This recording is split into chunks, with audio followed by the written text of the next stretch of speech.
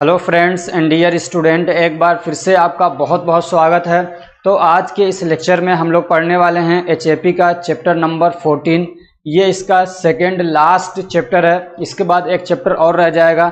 आज का हमारा टॉपिक है एंडोक्राइन सिस्टम। तो चलिए शुरू करते हैं। अब चूंकि एग्ज़ाम की डेट आ चुकी है बहुत सारे स्टेट में, जैसे कि यूपी के अंदर, पंजाब के अंदर, हरियाणा के अंदर और शायद एमपी के अंदर भी, तो बहुत तेजी से मैं पढ़ाऊंगा। तो एंडोक्राइन सिस्टम क्या होता है? तो एंडोक्राइन ये असल में ग्लैंड होता है, एंडोक्राइन और एक्सोक्राइन। एंडोक्राइन और एक्सोक्राइन ये ग्लैंड्स होते हैं, समझ रहे हैं? तो एंडोक्राइन अलग अलग बहुत सारे ग्लैंड्स हैं, तो उन ग्लैंड से मिलकर जो सिस्टम बनता है उसको बोलते हैं एंडोक्राइन सिस्टम। सिस्टम तो कई बार आप समझ चुके हैं। तो अब ये ग्लैंड क्या होता है इसको पहले आप समझ लीजिए, उसके बाद फिर हम जितने भी एंडोक्राइन ग्लैंड्स हैं उनको एक एक करके बारी बारी से पढ़ेंगे। तो ग्लैंड क्या होता है? तो एक ग्लैंड कोई एक ऑर्गन हो सकता है, या ये क्या कहते हैं टिश्यू हो सकता है, या किसी ऑर्गन का पार्ट हो सकता है जहाँ से कुछ केमिकल सब्सटेंसेस रिलीज होते हैं और किसी दूसरी जगह पे जाके वो अपना कुछ इफेक्ट शो करते हैं। तो जैसे कि आपने एड्रीनलिन के बारे में पढ़ा होगा, इंसुलिन के बारे में सुना होगा, ग्लूकागोन के बारे में सुना होगा, टेस्टोस्टेरोन के बारे में सुना होगा, समझ रहे हैं? तो ये जो ग्लैंड्स होते हैं वो कुछ चीज़ों को सेक्रेट करते हैं, कुछ निकालते हैं और फिर उसकी वजह से कुछ एक्शन शो होते हैं हमारी बॉडी के अंदर। अब हो सकता है वो एक्शन किसी एक पार्ट में हो रहा हो, या हो सकता है कि उसका इफेक्ट हमको पूरी बॉडी के अंदर दिख रहा हो। तो ग्लैंड क्या है? ये कोई ऑर्गन हो सकते हैं, या ये टिश्यू हो सकते हैं, या क्लस्टर ऑफ सेल हो सकते हैं, समझ रहे हैं?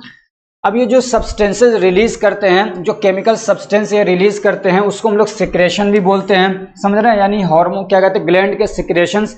अब वो जो सिक्रेशंस हैं या जो सब्सटेंसेस हैं वो क्या हो सकते हैं? वो हार्मोन हो सकते हैं, एंजाइम हो सकते हैं, वो कुछ म्यूकस हो सकता है, जूसेस हो सकते हैं, या तो क्या कहते हैं वो स्वेट हो सकता है जिसको पसीना हम लोग बोलते हैं। तो ये सारी चीज़ें आ जाती हैं केमिकल सब्सटेंस के अंदर या सब्सटेंसेस के अंदर, जो हमारी बॉडी जो कि हमारे बॉडी के ग्लैंड्स रिलीज करते हैं। तो अब ये दो टाइप के ग्लैंड्स होते हैं, एक होता है एंडोक्राइन ग्लैंड और दूसरा होता है एक्सोक्राइन ग्लैंड। अब इसमें थोड़ा सा फर्क होता है, देखिए क्या होता है। तो जो एंडोक्राइन ग्लैंड्स होते हैं, दीज आर दी, यहाँ ग्लैंड कर लीजिए, these are the glands which release their secretions directly into blood stream. जो एंडोक्राइन ग्लैंड्स होते हैं इनमें से जो सब्सटेंसेस निकलते हैं, या जो जिसको हम लोग सिक्रेशंस बोलते हैं, या हार्मोन्स जो निकल रहे हैं इनसे, तो उसको क्या करते हैं ये डायरेक्टली ब्लड के अंदर पोर कर देते हैं, डायरेक्टली ब्लड के अंदर छोड़ देते हैं, समझ रहे हैं? वो हार्मोन निकला और सीधे ब्लड में जाता है, तो वो होता है आपका एंडोक्राइन ग्लैंड। और इसमें कोई डक्ट नहीं होता है, कोई नली नहीं होती है कि जैसे कि मान लीजिए ये ग्लैंड है और यहाँ इसको जाना है तो यहाँ से क्या ये नली के थ्रू यहाँ पे जा रहा है अपना इफेक्ट शो करने के लिए, ऐसा नहीं होता है। ये सीधे क्या है ब्लड वेसल्स में डाल देते हैं अपना सिक्रेशन। अब जहाँ जहाँ ब्लड जाता है वो अपना हिसाब से उसका इफेक्ट शो होने लगता है। तो एंडोक्राइन ग्लैंड्स वो ग्लैंड्स होते हैं जो अपने सिक्रेशन को डायरेक्टली ब्लड के अंदर डाल देते हैं, पोर कर देते हैं। तो एंडोक्राइन ग्लैंड के एग्जाम्पल जैसे कि पिट्यूटरी ग्लैंड है, थायराइड ग्लैंड्स हैं, एड्रीनल ग्लैंड्स हैं, तो ये किसके एग्जांपल्स हैं? एंडोक्राइन ग्लैंड्स के। दूसरा होता है एक्सोक्राइन ग्लैंड, जो अपने सिक्रेशन को डायरेक्टली ब्लड में नहीं डालते हैं बल्कि जिस ऑर्गन तक पहुंचाना होता है उस ऑर्गन तक, या उस ऑर्गन के सरफेस तक, उसके आउटर तक डक्ट के थ्रू, किसी पाइप के नली के थ्रू वहां तक पहुंचा देते हैं, फिर उसका इफेक्ट शो होता है, समझ रहे हैं वहां पे? तो जैसे कि ऐसे ग्लैंड्स जो कि एक्सोक्राइन ग्लैंड में आते हैं उसका एग्जांपल जैसे कि स्लेवरी ग्लैंड्स हैं, लेक्राइमल ग्लैंड्स हैं, स्वेट ग्लैंड्स हैं, समझ रहे हैं? या सिबेसियस ग्लैंड्स होते हैं। तो ये सब किस में आते हैं? एक्सोक्राइन ग्लैंड के अंदर आते हैं। अब हमको इस चैप्टर के अंदर जो आपके सिलेबस में दे रखा है सिर्फ एंडोक्राइन ग्लैंड के बारे में दे रखा है जो उनको पढ़ना है, समझ रहे हैं? तो पहला ग्लैंड कौन सा हम पढ़ेंगे? पिट्यूटरी ग्लैंड के बारे में। पहला कौन सा हम पढ़ेंगे? पिट्यूटरी ग्लैंड के बारे में। तो पिट्यूटरी ग्लैंड को हाइपोफाइसिस भी कहा जाता है, पिट्यूटरी ग्लैंड को हाइपोफाइसिस भी कहा जाता है। ये एक बहुत छोटा सा ग्लैंड होता है, मटर का दाना जो होता है उसी के साइज का होता है। और ये कहाँ पे लोकेटेड होता है? कहाँ पे होता है? तो बेस ऑफ द ब्रेन। और ये हमारे ब्रेन का ना बीच में इधर नीचे साइड में बेस में होता है, बिलो दी हाइपोथैलेमस, हाइपोथैलेमस के नीचे। It is also called master gland, इसको मास्टर ग्लैंड भी कहा जाता है, समझ रहे हैं? Because it's hormone control the functions of other endocrine glands. और यहाँ से जो ग्लैंड्स, यहाँ से जो हार्मोन्स रिलीज होते हैं वो बहुत सारे एंडोक्राइन ग्लैंड्स को कंट्रोल करते हैं, समझ लिए, बल्कि वो यहाँ से जो क्या कहते हैं, यहाँ से जो हार्मोन्स रिलीज होते हैं, जो सब्सटेंसेस रिलीज होते हैं, वो बहुत सारे अलग अलग ऑर्गन्स को कंट्रोल करते हैं और उनसे उनके सिक्रेशंस रिलीज करवाते हैं। जैसे कि मान लीजिए थायराइड ग्लैंड को ये मैसेज भेजते हैं कि अपने क्या कहते हैं हार्मोन तुम रिलीज करो, समझ रहे हैं ना। तो ये अलग अलग क्या है, ग्लैंड्स को मैसेज भेजते हैं एक तरीके से, तो इसीलिए इसको बोला जाता है मास्टर ग्लैंड। और इस मास्टर ग्लैंड को कौन कंट्रोल करता है, तो हमारा हाइपोथैलेमस कंट्रोल करता है। अब ये जो पिट्यूटरी ग्लैंड है, इसके दो मेन पार्ट्स होते हैं, एक होता है एंटीरियर पिट्यूटरी और दूसरा होता है पोस्टीरियर पिट्यूटरी, समझ रहे हैं ना। कई बार क्वेश्चन ऐसे पूछ लिया जाता है कि एंटीरियर पिट्यूटरी से कौन से हार्मोन रिलीज होते हैं उनको एनलिस्ट करिए, या पोस्टीरियर पिट्यूटरी से कौन से हार्मोन रिलीज होते हैं उनको बताइए। एंटीरियर पोस्टीरियर का मतलब ये है कि ये मान लीजिए पिट्यूटरी है, तो एक इसका अंदर वाला पोर्शन हो जाता है और एक ये नीचे वाला पोर्शन हो जाता है। तो इस तरीके से इसका स्ट्रक्चर देख लीजिएगा, तो दो पोर्शन हो जाते हैं, समझ रहे हैं ना। तो एक इंटीरियर एक पोस्टीरियर, तो अलग अलग जगहों से अलग अलग हार्मोन रिलीज होते हैं। तो अब हम लोग पढ़ रहे हैं जो इसके क्या कहते हैं एंटीरियर पिट्यूटरी है, एंटीरियर वाला पोर्शन है, वहां से जो हार्मोन रिलीज होते हैं उसके बारे में, समझ रहे हैं। इसके बारे में क्वेश्चन बहुत ज़्यादा पूछा जाता है। जब इसको एक नोट लिखने के लिए कहे तो जिस तरतीब से मैं पढ़ा रहा हूँ आपको, जिस मतलब सीक्वेंस में, ऐसे ही आपको लिखना भी है। तो कौन सा रिलीज होता है पहला, तो इसमें होता है ग्रोथ हार्मोन, GH जिसको बोलते हैं। अब इसका फंक्शन क्या है, यानी सेल के डिवीजन, रिप्रोडक्शन, रीजनरेशन, तकरीबन बात सेम है। तो इसके लिए ये क्या होता है, रिस्पॉन्सिबल होता है। और इसके अलावा प्रोटीन सिंथेसिस के लिए ये ज़रूरी होता है, प्रोटीन बनाना है, बॉडी के अंदर प्रोटीन की सिंथेसिस होती रहती है, समझ रहे। सेल के अंदर आपने पढ़ा होगा rough endoplasmic reticulum, smooth endoplasmic reticulum, तो प्रोटीन बनते रहते हैं। तो उसके लिए ये ग्रोथ हार्मोन का होना ज़रूरी होता है। ऐसे ही बोन के ग्रोथ के लिए इसका होना ज़रूरी होता है। तो तीन मेन फंक्शन आप इसके याद रख लीजिए, एक के सेल के रिप्रोडक्शन के लिए, दूसरा प्रोटीन के सिंथेसिस के लिए, बोन के ग्रोथ के लिए इसका होना ज़रूरी है। अब कोई बच्चा है, अगर उसको डेवलप करना है, उसको बड़ा होना है, तो अगर ये ग्रोथ हार्मोन नहीं होगा तो उसकी हड्डियां नहीं बढ़ेंगी, प्रोटीन का सिंथेसिस नहीं होगा तो वो उसकी बॉडी नहीं बढ़ेगी, समझ। सेल का डिवीजन नहीं होगा, सेल नहीं बढ़ेंगे तो वो बढ़ेगा नहीं, छोटा सा ही रह जाएगा, समझ रहे। तो ग्रोथ हार्मोन का होना बहुत ज़रूरी होता है बॉडी को बड़ा करने के लिए। दूसरा क्या है, जो हार्मोन रिलीज होता है एंटीरियर पिट्यूटरी से, वो है prolactin hormone, PRL prolactin hormone. तो ये क्या करता है, मिल्क प्रोडक्शन को ये स्टिमुलेट करता है। चाइल्ड बर्थ के बाद जब बच्चा पैदा हो जाता है, दूध ज़्यादा से ज़्यादा पैदा हो, उसका प्रोडक्शन हो, तो उसको स्टिमुलेट करता है ताकि वहाँ पे क्या है, मिल्क प्रोडक्शन बढ़ जाए। तीसरा है, तो ये हर वक्त रिलीज नहीं होता है, ये चाइल्ड बर्थ के साथ में क्या है, कनेक्टेड है। तीसरा है थायराइड स्टिमुलेटिंग हार्मोन। ये हार्मोन क्या करता है, तो थायराइड ग्लैंड से ये हार्मोन को रिलीज करवाता है, थायराइड हार्मोन्स को, जैसे T3, T4, कैल्सिटोनिन, समझ रहे हैं। तो थायराइड ग्लैंड से ये क्या करता है, थायराइड हार्मोन्स को रिलीज करवाता है, इसको बोलते हैं TSH, थायराइड स्टिमुलेटिंग हार्मोन। चौथा हार्मोन है एड्रीनोकोर्टिकोट्रोपिक हार्मोन, एड्रीनोकोर्टिकोट्रोपिक हार्मोन। ये एड्रीनल का जो कॉर्टेक्स होता है उसे याद रखिए, एड्रीनल ग्लैंड होता है, उसका कॉर्टेक्स होता है, मेडुला होता है। तो एड्रीनल कॉर्टेक्स से हार्मोन रिलीज होता है, उसको बोलते हैं एड्रीनोकोर्टिकोट्रोपिक हार्मोन, ठीक है, ACTH। ये क्या करता है, तो एड्रीनल ग्लैंड का जो कॉर्टेक्स होता है, समझ रहे, एड्रीनल कॉर्टेक्स, वहां से रिलीज करवाता है कोर्टिसोल को, इसको बोलते हैं स्ट्रेस हार्मोन भी बोलते हैं। क्या बोलते हैं, स्ट्रेस हार्मोन। ये स्ट्रेस को कंट्रोल करने के लिए रिलीज किया जाता है। ये क्या करता है, it regulates metabolism and increase blood sugar level. ये मेटाबॉलिज्म को बढ़ा देता है, ग्लाइकोजन से ग्लूकोज बनाना शुरू कर देता है, और दूसरे प्रोसेस से भी। और क्या करता है, ब्लड के अंदर ग्लूकोज का लेवल बढ़ा देता है, जो कि स्ट्रेस मैनेजमेंट के लिए जरूरी होता है।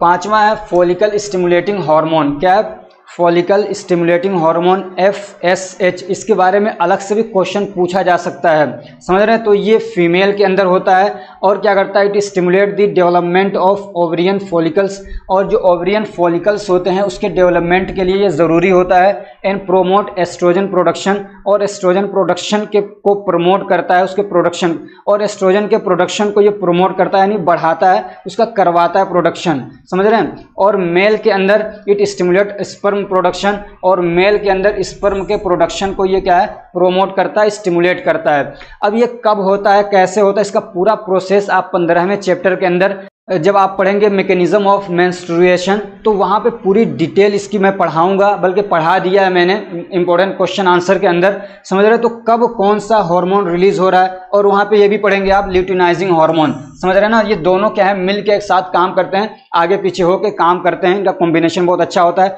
तो फॉलिकल स्टिमुलेटिंग हार्मोन और ल्यूटिनाइजिंग हार्मोन, ये दोनों का क्या पूरा फंक्शन होता है वहाँ पे आप पढ़ेंगे। इतना शॉर्ट में आप याद रख लीजिएगा कि ये क्या करता है, जो ओवरियन फॉलिकल्स होते हैं ओवरीज के अंदर, जहाँ से क्या होता है आगे चल के जो एग होता है रिलीज होता है, तो उसको स्टिमुलेट करते हैं। और एस्ट्रोजन एक तरीके का हार्मोन होता है, फीमेल हार्मोन है, तो उसका प्रोडक्शन करवाता है। और मेल के अंदर स्पर्म के प्रोडक्शन के लिए काम करता है, स्पर्मेटोजेनेसिस में ये काम करता है, ठीक है ना। ल्यूटिनाइजिंग हार्मोन क्या है, तो फीमेल के अंदर ये ओवुलेशन को ट्रिगर करता है, यानी जब वहां से क्या कहते हैं ओवरी से क्या कहते हैं ओवम जो एग है रिलीज होता है, तो उस कंडीशन को बोलते हैं ओवुलेशन, समझ रहे। तो वो उसको ट्रिगर करवाता है, वो करवाता है and stimulate the production of progesterone. और प्रोजेस्टेरॉन ये भी क्या एक तरीके का हार्मोन होता है, जो फीमेल हार्मोन माना जाता है, तो उसके प्रोडक्शन को स्टिमुलेट कराता है, इसको करवाता है। अब इसकी क्या जरूरत पड़ती है, कहाँ पे जरूरत पड़ती है, आप 15वें चैप्टर में पढ़ेंगे, ठीक है ना।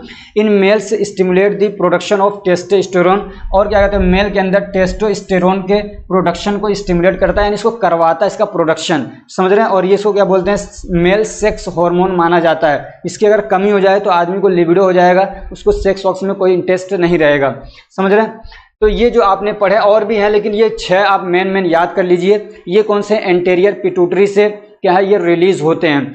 अब दूसरे जो पोस्टेरियर पिट्यूटरी से जो हार्मोन रिलीज होते हैं वो कौन से हैं, तो एक है ऑक्सीटोसिन। क्या है oxytocin, it stimulates uterine contraction during child birth.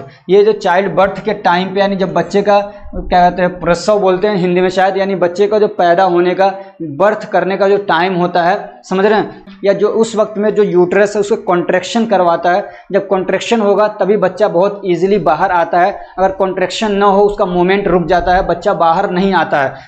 Injection नहीं है, इजेक्शन है, ये क्या है इजेक्शन, ई कर लीजिए। और मिल्क के इजेक्शन में ये क्या है काम करता है, को यानी ब्रेस्ट से मिल्क को बाहर लाने में काम करता है। बच्चा तो भी बहुत कमजोर होता है, उतने अच्छे से मतलब क्या है मिल्क को खींच नहीं पाता है, तो इजेक्शन करवाने में ये क्या है काम करता है ब्रेस्ट फीडिंग के टाइम पे, समझ रहे हैं। और दूसरा हार्मोन जो रिलीज होता है वो कौन सा है, एंटी डायूरेटिक हार्मोन ADH, या इसको हम लोग वेसोप्रेसिन भी बोलते हैं, और इसी नाम से दवा भी आती है एंटी डायूरेटिक, समझ रहे हैं ना। तो क्या नाम है वेसोप्रेसिन, आप याद रखिएगा एंटी डायूरेटिक हार्मोन।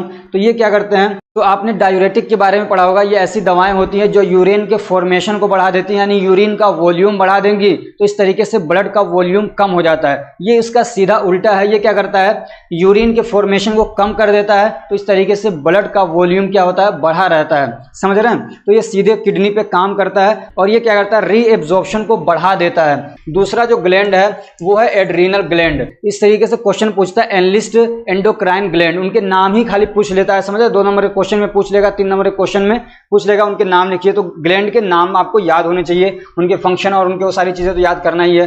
किडनी के दोनों साइड के अंदर ट्राइंगल शेप के अंदर क्या होता है 2 ग्लैंड होते हैं दोनों साइड में, इसलिए कहा पेयर में होते हैं, समझ। तो वो होते हैं एड्रीनल ग्लैंड। उनको हम लोग 2 मेन पार्ट में क्या कहते हैं बांट लेते हैं, डिवाइड करते हैं। एक होता है एड्रीनल कॉर्टेक्स, ये आउटर पोर्शन होता है, और दूसरा होता है एड्रीनल मेडुला, वो होता है इनर पोर्शन, ठीक है। अब ये जो एड्रीनल कॉर्टेक्स है वहां से कौन से हार्मोन रिलीज होते हैं, तो एक होता है मिनरलोकॉर्टिकॉइड्स, तो एक होता है mineralocorticoids. It is a family of hormone, ये कोई एक हार्मोन नहीं है, ये क्या है एक हार्मोन की फैमिली होती है। The main hormone is aldosterone, और इसका जो मेन हार्मोन होता है वो होता है एल्डोस्टेरोन।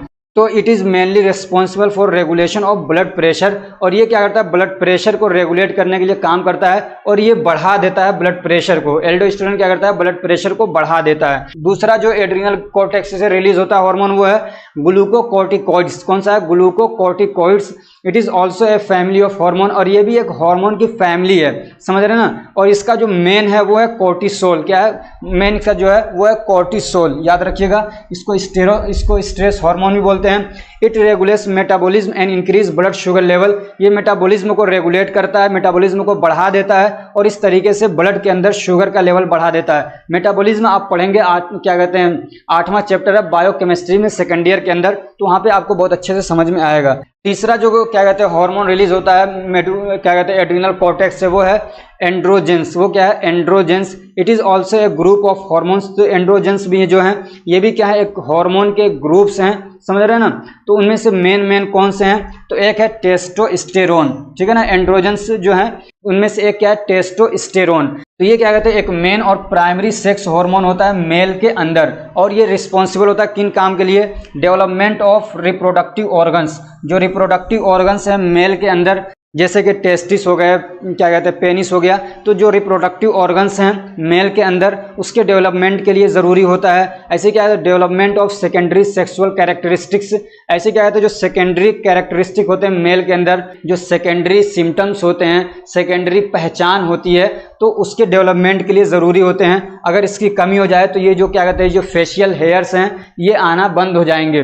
जो मेल के अंदर होता है फीमेल के अंदर नहीं होता है, ये मेल की पहचान होती है, तो उसके डेवलपमेंट के लिए भी ये ज़रूरी होता है। ऐसे क्या है? It also involves in bone density and RBC production. और क्या कहते हैं ये बोन के डेंसिटी में, यानी बोन को समझिए कि मजबूत करने के लिए भी ज़रूरी होते हैं, और आरबीसी के प्रोडक्शन में भी काम करते हैं टेस्टोस्टेरोन। एक हमने पढ़ा टेस्टोस्टेरोन। दूसरा जो मतलब क्या कहते हैं एंड्रोजेंस में आता है वो है dehydroepiandrosterone. Dehydroepiandrosterones, जिसको DHEA बोला जाता है। तो ये एक दूसरा क्या कहते हैं मेन हार्मोन है जो रिलीज होता है एंड्रोजन के तौर पे जो है, ठीक है। तो it is a precursor in the production of sex hormone in both mails and females. ये क्या एक प्रीकर्सर होता है? प्रीकर्सर का मतलब ये होता है कि कोई मतलब हमको जैसे कि मान लीजिए टेस्टोस्टेरोन चाहिए, ये बनना है, तो टेस्टोस्टेरोन सीधे डायरेक्टली नहीं बन जाता है, बल्कि बहुत सारे स्टेप से गुजर के तब जाके बनता है। तो जो पहला स्टेप होता है जहाँ से शुरुआत हो रही है, समझ रहे हैं, और लास्ट में जाके आपका टेस्टोस्टेरोन बन रहा है, तो ये जो पहला स्टेप होता है, जो पहला स्ट्रक्चर होता है, उसको बोलते हैं प्रीकर्सर। समझ रहे हैं? उसको क्या बोलेंगे? प्रीकर्सर बोलते हैं। तो कोई भी हार्मोन वगैरह बनते हैं तो ऐसा नहीं कि सीधे बन जाते हैं, मतलब कई सारे स्टेप से गुजरते हैं, कई सारे उनके अंदर ग्रुप्स आके जुड़ते हैं, स्ट्रक्चर में चेंजिंग होती है। तो शुरू में जो स्ट्रक्चर होता है उसको बोलते हैं प्रीकर्सर। तो समझ रहे हैं? तो क्या कहते हैं जो मेल या फीमेल के अंदर, जैसे मेल के अंदर टेस्टोस्टेरोन हो गया, फीमेल के अंदर एस्ट्रोजन और प्रोजेस्टेरोन हो गया, तो इनका ये प्रीकर्सर होता है, यानी ये होता है तो ये बन जाते हैं। समझ रहे ना? ये मेल के अंदर भी है, फीमेल के अंदर भी है। मेल के अंदर टेस्टोस्टेरोन बन जाता है इससे, फीमेल के अंदर एस्ट्रोजन और प्रोजेस्टेरोन बन जाते हैं इससे। अब जो क्या कहते हैं एड्रीनल मेडुला से जो हार्मोन रिलीज होते हैं वो कौन से हैं? तो एक होता है एड्रीनलिन, जिसको एपिनेफ्रिन भी बोलते हैं। अब इसका क्या फंक्शन है, इसको कई बार आप पढ़ चुके हैं। जब क्या कहते हैं फाइट फ्लाइट और फ्लाइट वाली कंडीशन होती है, तो उस वक्त में जो फंक्शन आदमी के बॉडी के अंदर दिखते हैं, जो इफेक्ट्स दिखते हैं, तो वो किसकी वजह से दिखते हैं? एड्रीनलिन की वजह से ही दिखते हैं। समझ रहे हो? तो कई बार आप पढ़ चुके हैं अलग अलग जगहों पे। दूसरा क्या है? Nor adrenaline. तो दोनों का फंक्शन तकरीबन सेम होता है। समझ रहे हैं? These are release in situation of fight flight and fright. समझ रहे हैं? और क्या कहते हैं स्ट्रेस कंडीशन को रेस्पॉन्स करने के लिए, या क्या कहते हैं चैलेंजिंग सिचुएशन को रेस्पॉन्ड करने के लिए ये रिलीज होते हैं। और तीसरा जो ग्लैंड है वो है थायराइड ग्लैंड। ये हार्मोन नहीं करिए, यहाँ पे कर लीजिए इसको ग्लैंड। समझ रहे हैं? थायराइड ग्लैंड, जो कि क्या कहते हैं तीसरा एंडोक्राइन ग्लैंड हम पढ़ रहे हैं। तो thyroid hormones are release by thyroid gland. Thyroid gland से कौन से रिलीज होते हैं? थायराइड हार्मोन रिलीज होते हैं। समझ रहे हैं? और कौन रिलीज करवाता है? आपने पढ़ा TSH, थायराइड स्टिमुलेटिंग हार्मोन, जो पिट्यूटरी से रिलीज होता है।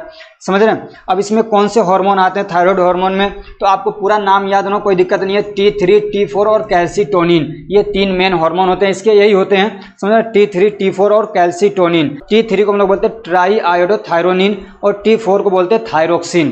ठीक है? इनके फंक्शन क्या है? ये ऐसे हैं जो इंटरचेंजेबल होते हैं, यानी ये T3 से T4 बन जाता है, T4 से T3 बन जाते हैं, तो इसलिए हम दोनों का फंक्शन एक साथ पढ़ लेते हैं। ठीक है ना?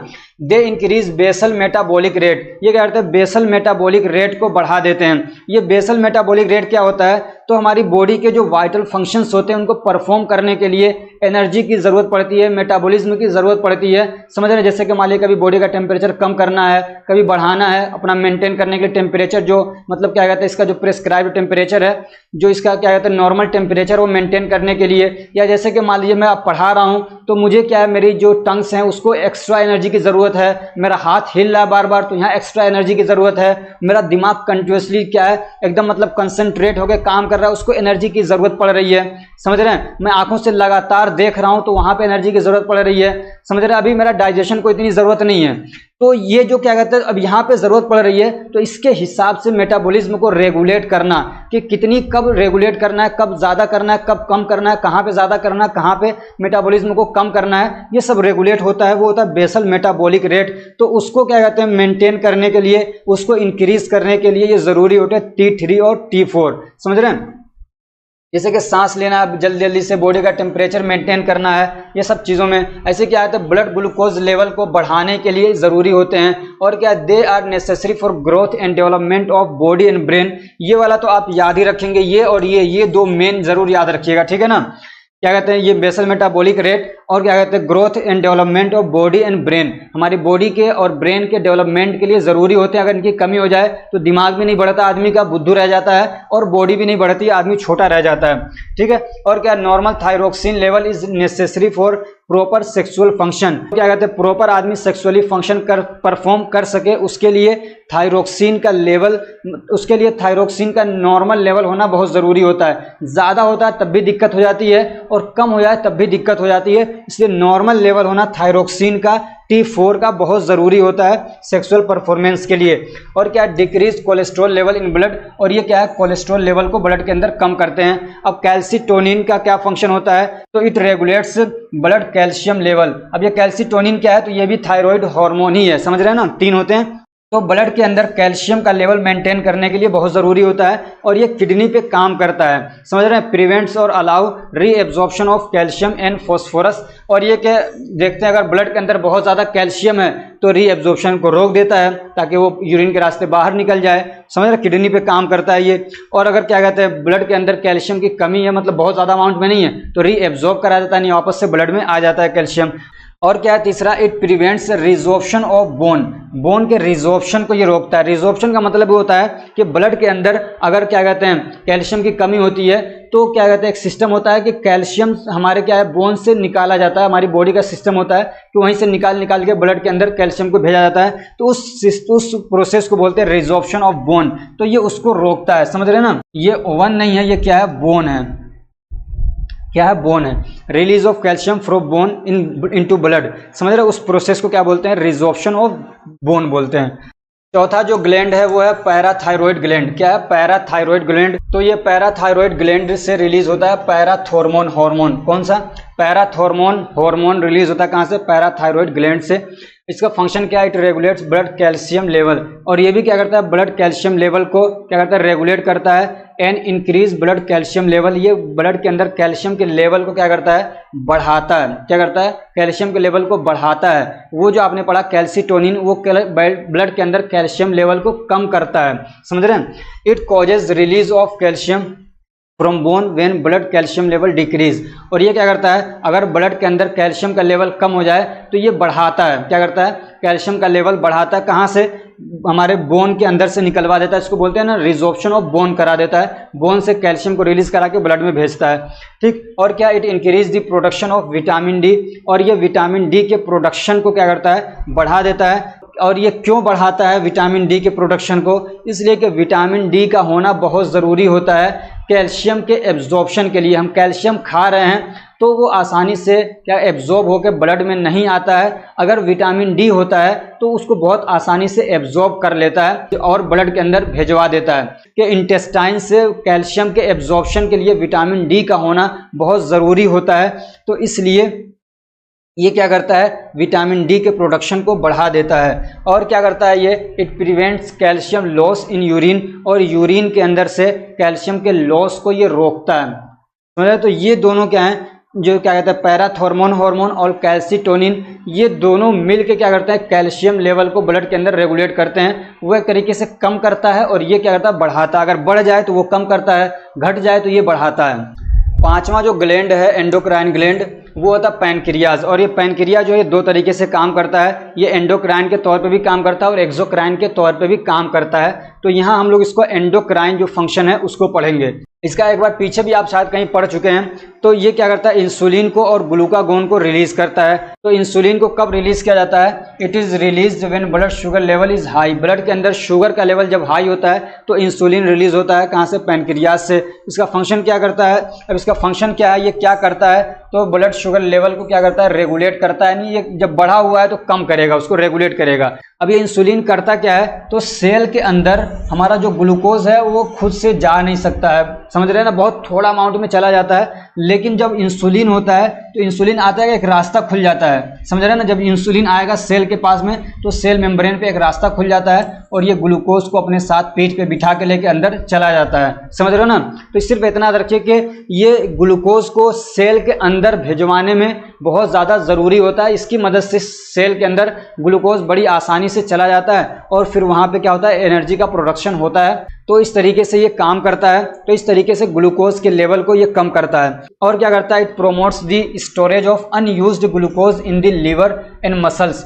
और जैसे कि हमारे लीवर के अंदर या मसल्स के अंदर जो ग्लूकोज का लेवल अनयूज्ड है, ग्लूकोज अनयूज्ड है, जिसकी अभी ज़रूरत नहीं है, तो उसको क्या करता है, स्टोरेज करवा देता है। स्टोरेज करवाने का मतलब ये क्या, उसको ग्लूकोज से ग्लाइकोजन में बदलवा देता है और ग्लाइकोजन के फॉर्म में ही क्या है, ग्लूकोज हमारे बॉडी के अंदर स्टोर्ड होता है, ठीक है। और ये ब्लड शुगर लेवल को क्या करता है, कम करता है। दूसरा जो है ग्लूकागॉन, इसी का उल्टा है, समझ रहे हैं ना। इंसुलिन कब रिलीज हो रहा था, जब ब्लड में शुगर का लेवल बढ़ जा रहा था। ये कब रिलीज होता है ग्लूकागॉन, जब ब्लड के अंदर शुगर का लेवल लो हो जाता है, ये बढ़वाएगा उसको, समझ रहे हैं। ये क्या करता है, इट सेंड्स, कर लीजिए, ये सिग्नल भेजता है लीवर को क्या करने के लिए, जो स्टोर्ड फॉर्म में ग्लूकोज होता है, जिसको हम लोग बोलते हैं ग्लाइकोजन के फॉर्म में स्टोर होता है ग्लूकोज, तो उसको क्या करवाता है, ये ग्लूकोज बनवाता है। लीवर से कहता है कि ग्लाइकोजन को ग्लूकोज बना के जल्दी जल्दी भेजो, ब्लड के अंदर शुगर का लेवल कम हो रहा है। दूसरा क्या करता है, ग्लाइकोजेनेसिस को रोकता है। ग्लाइकोजेनेसिस मतलब कि ग्लूकोज को ग्लाइकोजन में कन्वर्ट किया जाता है, उसको बोलते हैं ग्लाइकोजेनेसिस।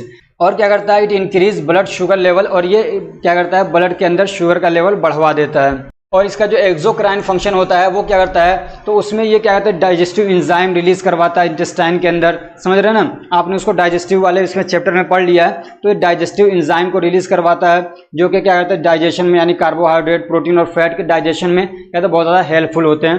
तो वो इसका एक्सोक्राइन फंक्शन होता है पेनक्रियास का। जो छठा ग्लैंड है वो है गोनाड्स। क्या है, gonads. Gonads are reproductive organs. ये क्या है, रिप्रोडक्टिव ऑर्गन्स हैं। They are testis in male and ovaries in female. जो गोनाड्स हैं इसको आप सेक्स ग्लैंड भी कह सकते हैं। क्या कहेंगे, सेक्स ग्लैंड भी कह सकते हैं। तो मेल के अंदर जो होते हैं वो होते हैं टेस्ट, और फीमेल के अंदर जो होते हैं वो होते हैं ओवरीज, ठीक है ना। मेल के अंदर टेस्टिस होते हैं और फीमेल के अंदर ओवरीज होते हैं, जो गोनाड्स से क्या कहते हैं, ग्लैंड हैं। और ये जो गोनाड्स होते हैं ये क्या है, जो क्या कहते हैं, गैमेट्स होते हैं, या आप कह सकते हैं कि जो स्पर्म है और जो क्या कहते हैं ओवम है, उसके प्रोडक्शन के लिए ज़रूरी होते हैं, और क्या कहते हैं, सेक्स हार्मोन के लिए ज़रूरी होते हैं, रिस्पॉन्सिबल होते हैं। अब जो मेल के अंदर गोनाड्स होते हैं उनका फंक्शन क्या होता है, यानी टेस्टिस का फंक्शन क्या है, तो दे प्रोड्यूस स्पर्म सेल। ये क्या करते हैं, स्पर्म सेल बनाते हैं, प्रोड्यूस करते हैं, समझ रहे हैं उसको। और जिस प्रोसेस के थ्रू स्पर्म बनते हैं उसको बोला जाता है स्पर्मेटोजेनेसिस, जिसको आप 15वें चैप्टर में पढ़ेंगे। और क्या करते हैं, दे प्रोड्यूस टेस्टोस्टेरोन ऑल्सो, और ये क्या करते हैं, टेस्टोस्टेरोन को भी क्या है, प्रोड्यूस करते हैं, बनवाते हैं। इसका फंक्शन क्या है टेस्टोस्टेरोन का, तो ये क्या कहते हैं, बोन के ग्रोथ के लिए भी ज़रूरी होता है। और क्या कहते हैं, ये क्या कहते हैं, मसल्स और हेयर के ग्रोथ के लिए भी ज़रूरी होता है। ऐसे responsible for growth of penis, यानी क्या कहते हैं, जो प्राइमरी सेक्सुअल कैरेक्टरिस्टिक्स हैं मेल के अंदर उसके लिए ज़रूरी होता है, तो पेनिस के ग्रोथ के लिए ज़रूरी होता है। ऐसे क्या कहते हैं, डीपनेस ऑफ वॉइस, जो मर्द लोग होते हैं उनकी वॉइस थोड़ी डीप होती है, समझ रहे हैं ना। फीमेल के और मेल के वॉइस में फ़र्क होता है ना, तो इनकी थोड़ी आवाज़ क्या भारी हो जाती है, तो उसके लिए ये ज़रूरी होता है। And growth of facial hair, और जो क्या कहते हैं फेशियल हेयर है उसके डेवलपमेंट के लिए ये क्या होते हैं, ज़रूरी होते हैं। और जो फीमेल गोनाड्स हैं यानी ओवरीज हैं, उनका क्या फंक्शन होता है, तो एक प्रोडक्शन जिसको क्या oogenesis बोलते हैं, तो उसके लिए ज़रूरी होता है। और क्या, प्रोडक्शन ऑफ एस्ट्रोजन और प्रोजेस्टेरोन, एस्ट्रोजन और प्रोजेस्टेरोन के लिए ज़रूरी होते हैं उनके प्रोडक्शन के लिए। अब इस जो एस्ट्रोजन है इसका क्या फंक्शन होता है, तो इसके दो तरीके से इसको बांटा गया। इसके फंक्शन को एक बोलते हैं स्ट्रक्चरल फंक्शन, दूसरा मेटाबॉलिक फंक्शन। तो स्ट्रक्चरल फंक्शन क्या होता है, it helps in growth and development of sex organ in females. Female के जो सेक्स ऑर्गन्स हैं उसके डेवलपमेंट में, या आप कह सकते हैं रिप्रोडक्टिव जो क्या कहते हैं ऑर्गन्स हैं उसके डेवलपमेंट में, ये उसके ग्रोथ और डेवलपमेंट के लिए ज़रूरी होता है। ऐसे क्या, it helps in development of secondary sex characteristics.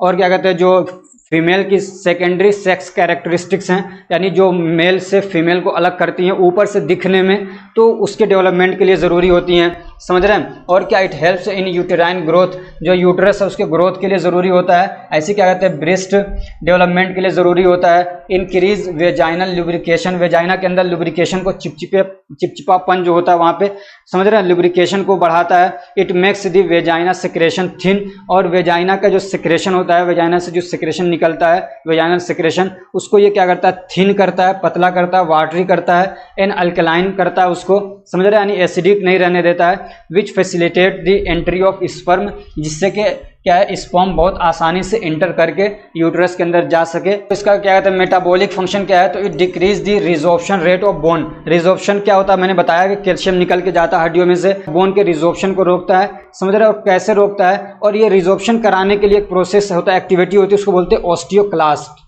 Osteoclast को रोक देता है ये, तो इस तरीके से रिजॉर्प्शन को रोकता है। तो क्या कहते हैं, ये HDL के लेवल को, यानी गुड कोलेस्ट्रॉल को ये क्या करता है, बढ़ा देता है, और बैड कोलेस्ट्रॉल को क्या करता है, ये घटा देता है। और क्या करता है, it causes sodium and water retention, और क्या कहता है, सोडियम और वाटर के रिटेंशन करवाता है ये। और उसके अलावा ये कोगुलेशन में भी काम करता है, यानी ब्लड की क्लोटिंग में ये क्या है, बहुत ज़्यादा इंपॉर्टेंट रोल प्ले करता है।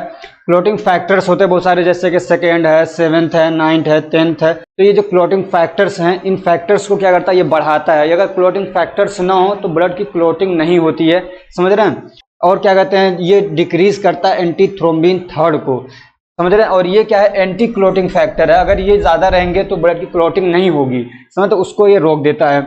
अब यहाँ पे कुछ चीज़ें हैं जो आपके बेनिफिट के लिए, आपके मतलब नॉलेज के लिए दिया हुआ है, आपके सिलेबस में पूछा नहीं है, समझ रहे हैं। तो अगर आपको इंटरेस्ट है तो आप इसको पढ़ सकते हैं। अब जैसे ये क्या है कि अगर क्या कहते हैं, एस्ट्रोजन का लेवल कम हो जाए तो उसमें दिक्कत क्या होगी, किसी फीमेल को क्या दिक्कत हो सकती है, तो उससे जो मेंस्ट्रुएशन है वो रुक सकता है या इरेगुलर हो सकता है, इनफर्टिलिटी आ सकती है, यानी बांझपना हो सकता है, समझ रहे हैं, मेल और फीमेल दोनों के अंदर। और क्या, ऑस्टियोपोरोसिस हो सकता है, समझ रहे हैं, यानी हड्डियां कमज़ोर हो सकती हैं। बोन फ्रैक्चर होने के चांसेस रहेंगे जब हड्डियां कमज़ोर हो जाएंगी। तो लिबिडो हो जाएगा, यानी सेक्स में उनको कोई इंटरेस्ट नहीं रहेगा, यानी सेक्सुअल इंटरकोर्स वगैरह में।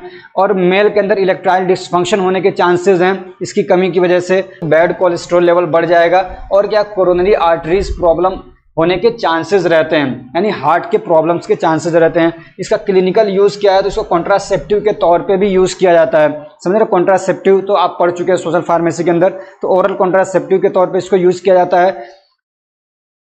और क्या कहते हैं, मेनोपॉज सिम्टम्स के ट्रीटमेंट में इसको यूज़ किया जाता है। मेनोपॉज होता है, मेनोपॉज सिम्टम क्या होते हैं, इसका मतलब होता है कि जैसे एक उम्र आती है, एक एज में क्या मेंस्ट्रुएशन आना बंद हो जाता है, यानी बहुत सारे हार्मोनल चेंजेस आ जाते हैं, मेंस्ट्रुएशन बंद हो जाता है। जैसे कि 45 की उम्र में जाके, किसी को 50 की, किसी को 55 के, लेकिन ज़्यादा यही मतलब 45 से 50 की उम्र में होता है। उस कंडीशन में क्या होता है, कुछ सिम्टम्स दिखते हैं, यानी मूड खराब सा रहेगा, होता है, बेचैनी से रहेगी, अच्छा से नहीं लगेगा, क्योंकि हार्मोनल चेंजेस आ गए हैं, हार्मोन बन नहीं रहे हैं, तो उसमें हार्मोन के तौर पर इसको दिया जाता है, समझे, उसको रिप्लेस कर देता है। तो ये होता है मेनोपॉज सिम्टम ट्रीटमेंट, तो उसमें इसको यूज़ किया जाता है।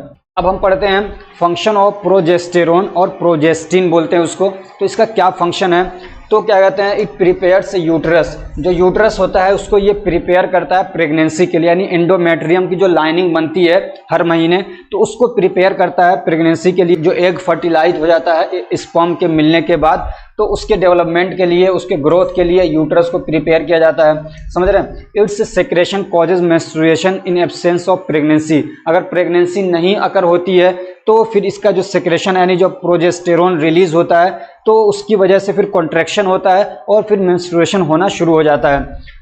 और क्या करता है, it prevents the contraction of myometrium, ये मायोमेट्रियम के कॉन्ट्रैक्शन को, यानी सुकड़ना होता है ना, कॉन्ट्रैक्शन खिंचाव होता है जो, तो उसको ये क्या करता है, रोकता है, समझ रहे हैं। And counter the effect of oxytocin on contraction, और ऑक्सीटोसिन क्या कराता है, आपको मालूम है, कॉन्ट्रैक्शन कराता है।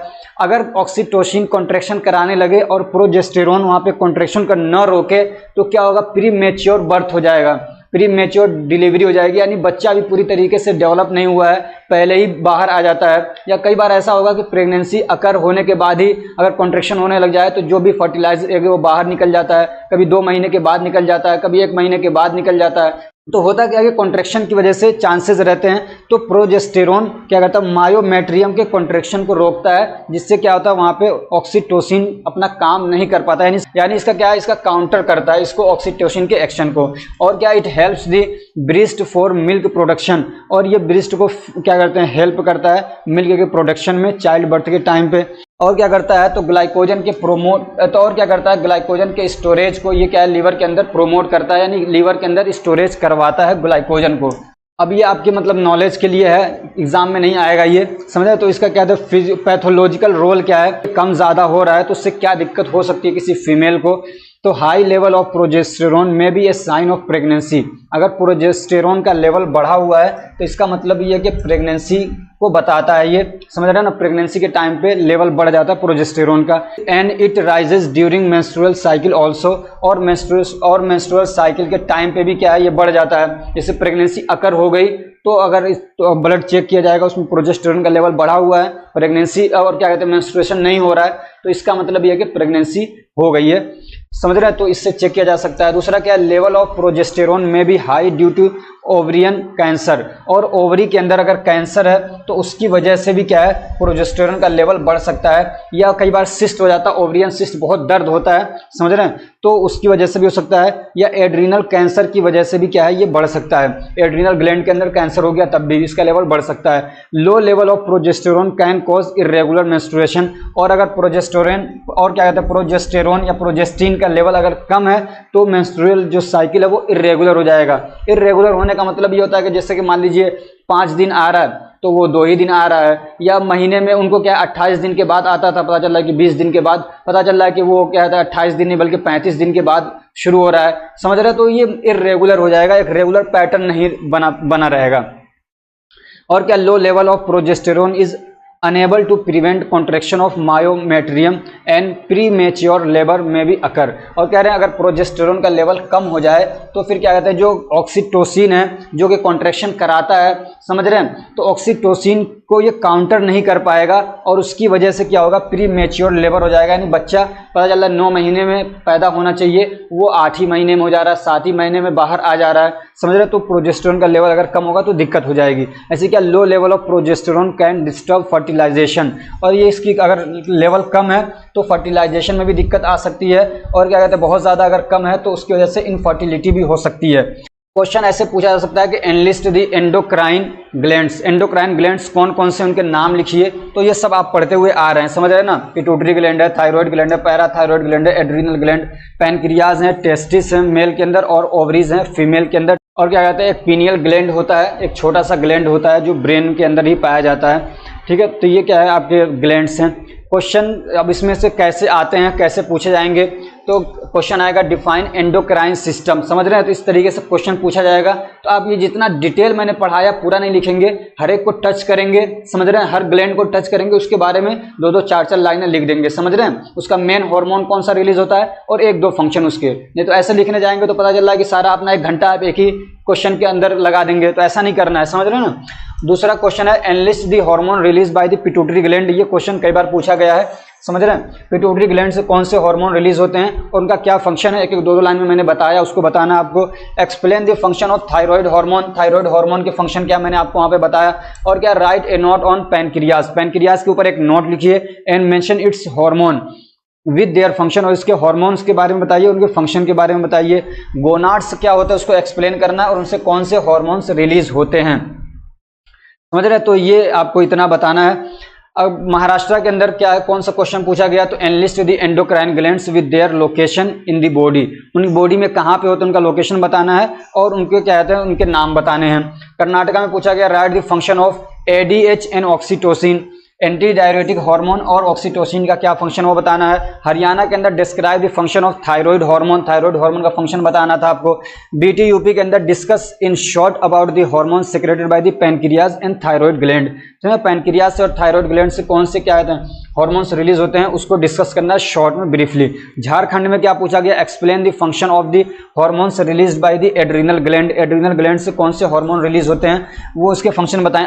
अगर हमारे स्टूडेंट्स ऐसे हैं जिनके स्टेट का नाम इसमें नहीं आ रहा है, समझे, जैसे झारखंड, बीटी यूपी, हरियाणा, कर्नाटका, महाराष्ट्र, तो इनके अलावा जितने भी स्टेट के स्टूडेंट्स हैं मेरी वीडियोस को देख रहे हैं तो वो अपने स्टेट के क्वेश्चन पेपर मुझे ज़रूर सेंड करें अगर उनके पास हैं, और अगर नहीं हैं तो एग्ज़ाम देने के बाद हमको ज़रूर सेंड करें ताकि उनके आने वाले जो जूनियर्स हैं उनके लिए मैं क्वेश्चन ऐसे ही ला सकूं वीडियोस के अंदर, या तो कम से कम पीडीएफ के अंदर मैं डाल दूंगा तो उनको एक अंदाज़ा होगा कि उनके स्टेट में किस टाइप से क्वेश्चन पूछे जाते हैं। उम्मीद है कि आप मेरी इस बात पे ध्यान देंगे। फ्रेंड्स, अगर ये हमारी कोशिश आपको अच्छी लग रही है तो वीडियो को लाइक करिए, चैनल को सब्सक्राइब करिए और अपने फ्रेंड्स को भी शेयर करिए ताकि वो भी इससे फ़ायदा उठा सकें। मेरी ये प्रार्थना है, मेरी ये दुआ है, मेरी ये कामना है कि आप सबके अच्छे से अच्छे मार्क्स आएँ। Best of luck. Thank you so much for watching.